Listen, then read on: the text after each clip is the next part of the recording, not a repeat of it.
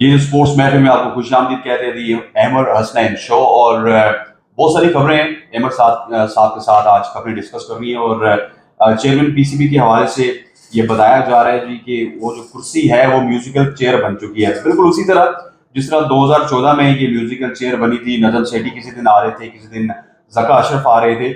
और आपको याद होगा 2022 दिसंबर में रमीज राजा को हटाया गया था। रमीज राजा के बाद इंटरम जो सेटअप लाया गया था उसमें नजम सेठी साहब को लाया गया था। इनको 120 दिन दिए गए थे इलेक्शन के लिए, वो भी नहीं हो सके। फिर 2 महीने की एक्सटेंशन दी गई। और अब एहसान मजारी साहब का ये कहना है कि क्योंकि पीपल्स पार्टी बैनुल सूबाई राब्ते की जो वजारत है उसके जो है वो तमाम तर राइट्स पीपल्स पार्टी के पास है, उनका जो है वो बंदा होना चाहिए। और अमर हमारे साथ मौजूद है। पता नहीं आज खामोश खामोश क्यों है, गुस्से में है, क्या है? नहीं नहीं, बिल्कुल भी खामोश नहीं है जी। तमाम देखने वाले दोस्तों को मेरी तरफ से सलाम हो।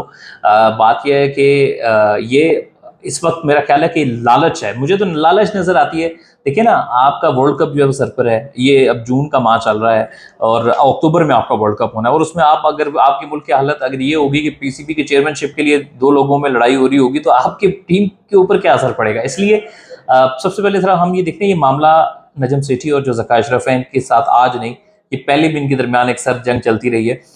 ज़का अशरफ को पिछली दहाई के आगाज़ में चेयरमैनशिप मिली, पीपल्स पार्टी की हुकूमत में इनका गहरा ताल्लुक रहा है पीपल्स पार्टी के साथ। ये ZTBL के हेड भी रहे हैं, बड़े कामयाब ब्यूरोक्रेट माने जाते हैं और एक अच्छी रेपुटेशन के अफसर के तौर पे जाने और माने जाते थे। उनको पीसीबी में लाया गया।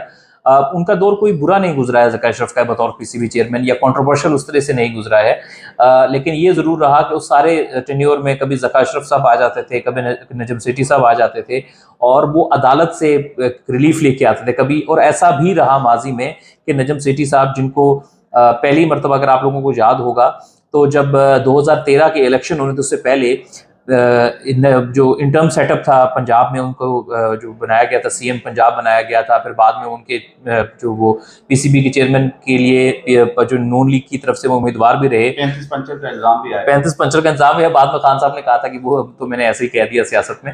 तो बहरहाल नजम सेठी साहब जो हैं वो भी आए। फिर हर दोनों, ज़का अशरफ साहब पाकिस्तान क्रिकेट बोर्ड के लिए एक ये थी कि यार वो इस्लामाबाद में एक बड़ा नया स्टेडियम बनाना चाहते थे। उनकी ख्वाहिश तो थी और बड़ा अच्छा स्टेप था, लेकिन वो चाहते थे, लेकिन वो नहीं हो सका, नहीं बन सका। बहरहाल उसके साथ जो नजम सेठी साहब थे उनको क्रेडिट दिया जाता है उनके दौर में कि PSL का आगाज हुआ, जो कि बहुत जरूरी था। ज़का अशरफ ने इनिशिएटिव ज़का अशरफ का था। अच्छा एमर, आज एक बात बस छोटी सी कर लूं कि ज़का अशरफ साहब का इनिशिएटिव था PSL का। सलमान सरवर भट्ट साहब जो उनके साथ होते थे, उन्होंने उस पर काफी काम किया था, लेकिन समहाउ वो पुल ऑफ नहीं कर सके। क्योंकि मैं उसमें उनका कसूर इसलिए नहीं कहूंगा क्योंकि उस पर स्टेबिलिटी नहीं थी।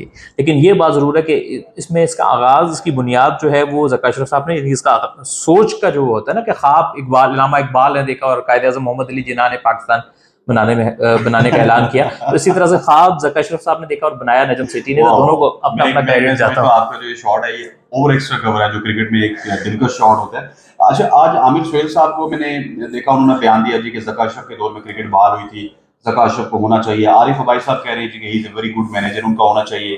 फिर अहमद, ये खबरें भी आ रही हैं जो इंटर प्रोवेशनल हमारी मिनिस्ट्री है उसके जो वजीर हैं मजारी साहब, वो ये कह रहे हैं कि हमने उसूली फैसला कर लिया है। जरदारी साहब ने हमें बता दिया है कि आपने डटे रहना है और ज़का अशरफ का साथ देना है। सो आपके पास क्या खबरें हैं, क्या ज़का अशरफ के हवाले से खबरें आपके पास भी मुस्तरद हैं या नहीं है? और फिर एक खबर और भी है मेरे पास, आपकी सुन के फिर अपनी सुनाऊंगा। देखिए, इस वक्त पूरा जोर लगाया जा रहा है नजम सेठी साहब को नून लीग से।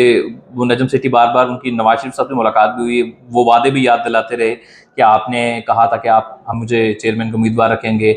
और फिर साथ में मजारी साहब, सबको पता है कि ज़का अशरफ साहब की मुलाकातें हुई और उन्होंने कहा कि जी क्योंकि आपकी जो हक बनता है और चेयरमैन आपकी तरफ से मैं होना चाहिए और हमारा पीपल्स पार्टी का हक है और उसका उम्मीदवार मैं हूँ।